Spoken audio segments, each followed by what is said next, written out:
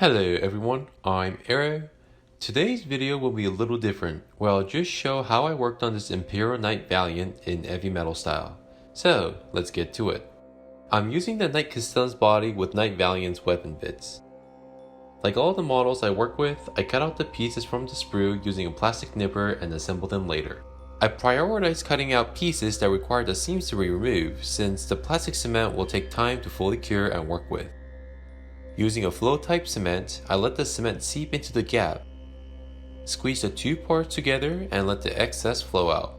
For more info on this step, you can view one of my videos in the description below. For some parts, I remove some of the mold lines before assembling them together to remove the seams easier. While the cement is curing, I go ahead and remove all the parts from the sprue in order to remove both nubs and mold with various tools. This step usually takes a couple hours depending on the size and parts of the model. By the time I was done, the cement fully cured on the seams, so I went ahead and removed them. This kit has interchangeable weapon options on its carapace, so I drill some holes and insert the magnets with super glue to the appropriate spot. When everything goes right, this is what it looks like. Now that I cleaned everything, I went ahead and assembled the part. However, I left the model in sub-assembly to make it easier for me to paint. But I test fit it here and there to make sure each part fits nicely. Then off it goes into the supersonic cleaner to clean up the garbage and left to dry. Once they dried, I attached the parts to the stick and used my airbrush to prime each part, as well as base coat, shade, and other stuff. The model was primed with Mecha Primer Black.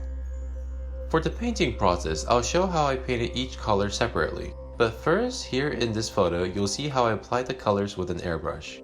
There were certain parts that I hand painted since it was easier to get work done that way, so here is how I did it. For blue areas, I base coated the area with 50-50 mix of Cantor Blue and Abaddon Black from Citadel. I made sure to apply several thin layers to get a solid base coat. With a solid dark blue base coat, I thinned down Abaddon Black with a little more water and used it for recess shade. For my first highlight, I used Cantor Blue and drew a thick line to all the edges.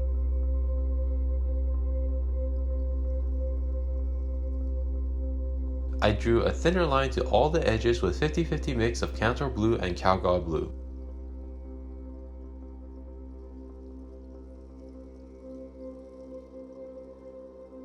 Even thinner line, I'm just kidding. I used finishing gray to selectively highlight the most prominent edges.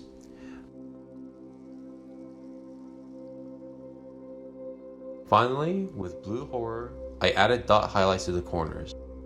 One thing to note, to bring focus on the upper area of the model, I didn't highlight the lower body as much as I did on the upper area.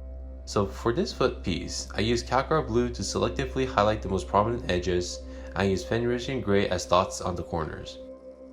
For the cream part, I first base coated the surface with Ushabti Bone.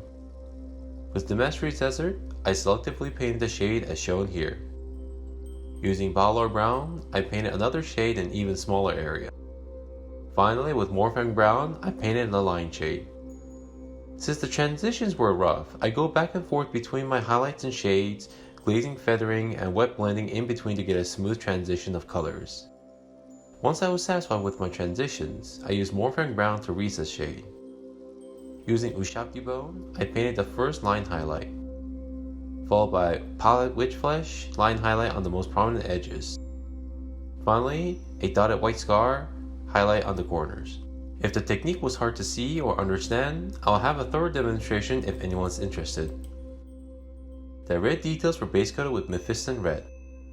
Shade in smaller area with 50-50 mix of Mephiston Red and Abaddon Black. Then another shade in even smaller area was 25-75 Mephiston Red and Abaddon Black. Again, the transition was very rough, so I grabbed my base coats and shades to go back and forth between the colors to get a nice transition. Once I was satisfied, I used Abaddon Black as my recess shade. The first line highlight was done using Evil Sun Scarlet. Another highlight with Fire Dragon Bright on the most prominent areas. Finally, Luggenoth Orange as my dotted highlight. Before I proceed with other colors, let me show how I worked on the decals. The surfaces were prepared with a clear gloss coat from Accretion using an airbrush. The decals were provided in the kit, so I cut out all the necessary decals using an artist knife. When all the necessary decals were cut off, the decals were soaked in water to allow the film to peel off from the paper. When the decals were ready to work with after a minute, I grabbed one I needed, placed the decal on the surface, and adjusted the position. Once I was satisfied with the position, I used either a cotton swab or clean paper towel to soak up the excess water. Then I let the decals dry out thoroughly. When the decals were dry, to firmly put them in place and prepare for the next step, I used Walther's Decal Set solution and let the solution soak into the decals. Mark softener from both Tamiya and Mr. Hobby will both work nicely here. I soak up the excess again with a clean paper towel or cotton swabs and let these dry off. Once they were dried, I would apply matte coat to both seal the decals and make the film disappear. This is what the part looks like after the matte coat was applied. Then I proceed to apply my recessed shade and highlight like I've demonstrated earlier. First, a thinned down Abaddon black was used to paint the recess. With a 50-50 mix of charcoal blue and Cantor blue, I painted my first line highlight to the carapace. Once that was done, charcoal blue was used to paint a finer line highlight throughout the entire carapace. Fenrisian gray was used to highlight the most prominent parts. Finally, a dotted highlight of blue horror was used on the corners. Just to show you how much difference this highlight would do, here are the two pictures in side-by-side comparison. Next was painting the gold and metallic details. I used Retributor armor as the base coat for the gold details. Silver metallic details were painted with lead belcher. Brass-like details were base coated with Balthazar gold. With all the metallics applied, I went on with shading. For brass details, Agrax Earthshade. For silver details, Nuln Oil Gloss. And for gold details, Rakeland Flesh Shade Gloss. The only highlight I applied to the metallic detail was the gold, which I used 50-50 mix of Retributor armor and Liberator gold to apply a layer highlight. Then, all the metallic details were edge highlighted with Stormhold silver. I also painted the bolts and piston with this color. For parts that had way too many lines to highlight, I dry brushed this color. The exoskeleton of the knight was base coated lead belcher with an airbrush.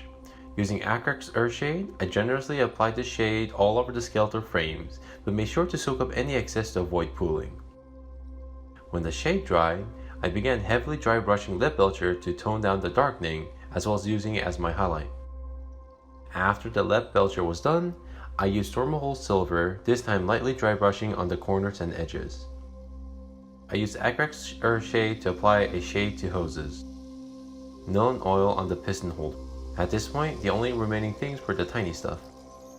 The black details were done by base coating with Abaddon black. Using Eshin Gray, the first edge highlight was applied. And finally, Dawnstone for finers and selective highlight. The missile tip was base coated in Corex white and edge highlight with White Scar. For the eyes, I cheated but got the same result. Base coated first with Corex white, glazed with Lamentos yellow, glazed again but with Waywatcher green when the yellow glaze dried. Finally, Dorn yellow dotted highlight in the center. The red lenses were done similarly to how I painted the red armor, base coated with 50-50 mix of Mephiston red and Abaddon black. To the direction of the light source, I thinned down Abaddon black and applied it as a shade. To the other side, Mephiston red highlight, followed by Evil Sun scarlet highlight in smaller area. Fire Dragon bright highlight to the edges. And finally, White Scar dotted highlight to the darker area. The cockpit window was base coated with Temple Guard blue.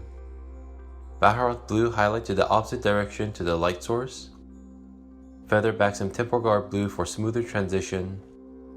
Cantor blue recessed shade and shaded close to the light source. Blue Horror highlight. And finally, dot of White Scar highlight. The skull was base coated in Corex white, shaded with Seraphim Sepia. Shaded another with Skeleton Horde. Highlighted with Screaming Skull. And final highlight with Pallid Witch Flesh.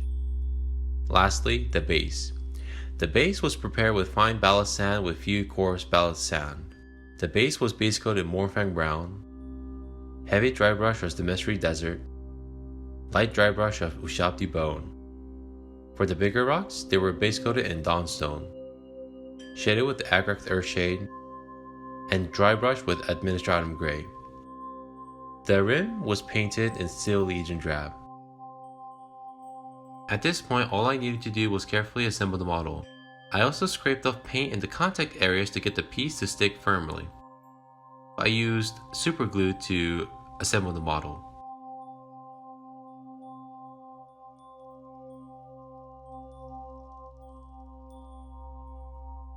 With PVA glue, I apply Citadel static grass here and there.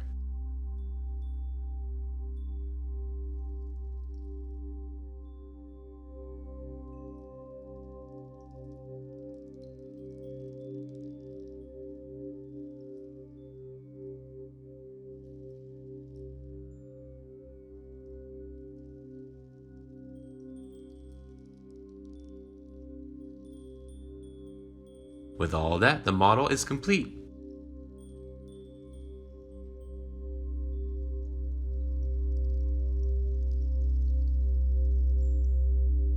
This was I.R.O, and thank you for watching, guys.